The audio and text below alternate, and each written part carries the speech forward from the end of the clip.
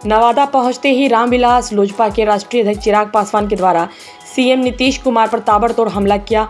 सोमवार की शाम नरम मुरार गांव पहुंचकर बलिदानी चंदन कुमार के परिवार से मिलने गांव पहुंचे शहीद के परिवार को अन्य राज्यों की तरह मदद करने के सवाल पर उन्होंने कहा कि हमारी मदद की सीमाएं हैं, परंतु राज्य सरकार की कोई सीमाएं नहीं है।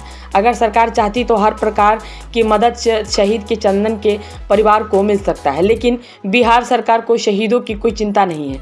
यही कारण उनके पास इतनी फुर्सत नहीं है कि वह शहीद के लिए कुछ शब्द भी बोल सके। फिर भी मेरी मदद परिवार को मिलेगी। उन्होंने नवादा डीएम से बात करते हुए शहीद के आश्रितों को पीएम आवास योजना का लाभ देने के संबंध में बात की, लेकिन डीएम ने बात का बहाना बनाकर टाल दिया। सांसद ने पीड़ित पिता को रुपए 1 लाख नगद सहायता कर आगे की मदद का भरोसा दिया।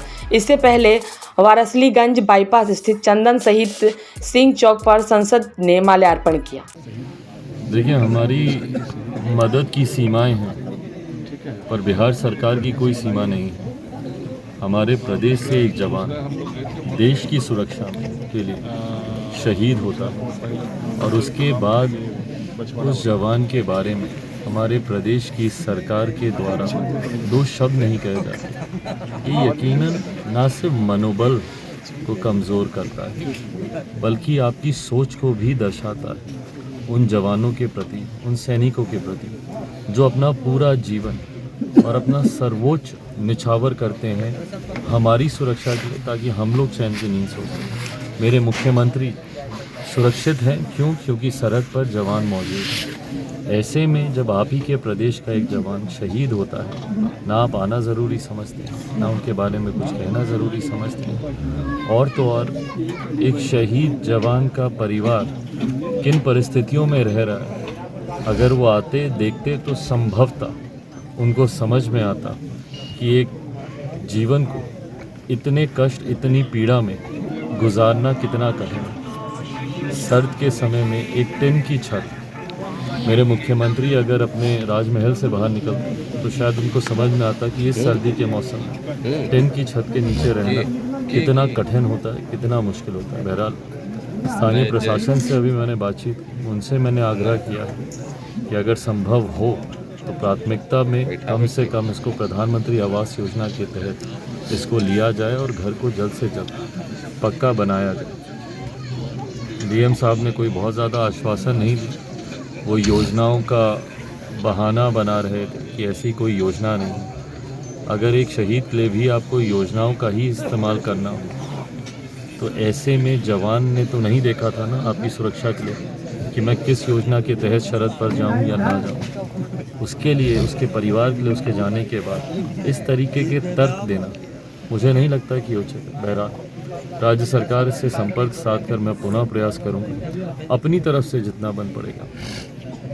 आर्थिक हो या इस तरीके की घर के निर्माण को लेकर हर संभव मदद मैंने की भी है, आगे भी मैं करूंगा पार्टी की तरफ से। जैसा मैंने कहा, मेरी सीमाएं हैं। राज्य सरकार चाहे तो बहुत सी चीज़ों को तत्काल प्रभाव से कर सकती है, पर वो नीयत इस सरकार की नहीं। बिल्कुल ये होना चाहिए और ये एहसान नहीं है किसी पर। वो इस सम्मान के हकदार हैं जिन्होंने बिना कुछ सोचे समझे अपना सर्वोच्च हम लोगों के लिए निछावर किया। कम से कम उनके जाने के बाद हम इतना तो कर ही सकते हैं।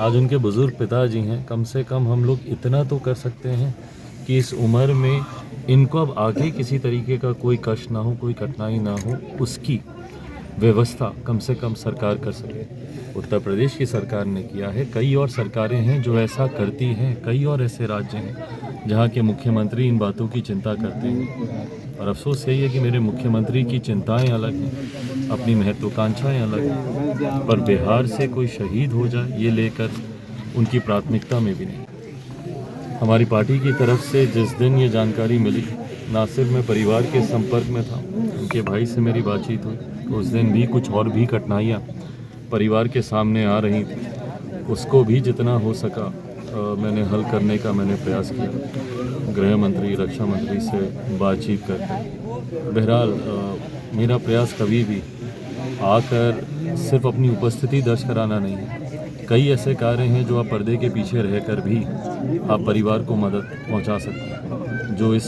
प्रकरण में भी मैंने करने का प्रयास किया।